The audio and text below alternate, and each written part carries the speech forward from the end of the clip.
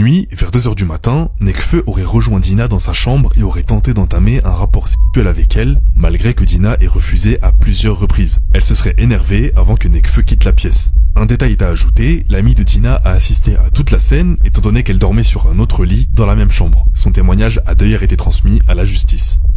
J'ai pas à exprimer ces trucs normalement, juste basiques en fait. Comme j'ai pas à t'expliquer que c'est juste ultra malsain de chercher à baiser comme un meilleur pote et dans la même pièce.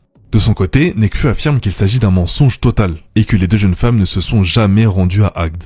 Seulement 2 mois après ce week-end dans l'Hérault, Dina apprend qu'elle est enceinte. Chose assez surprenante quand on prend connaissance de tous ces faits, Nekfeu et Dina se marient le 26 décembre 2020. La relation semble de nouveau idyllique, comme en témoignent ces différents SMS échangés pendant que Dina était enceinte de 3 mois.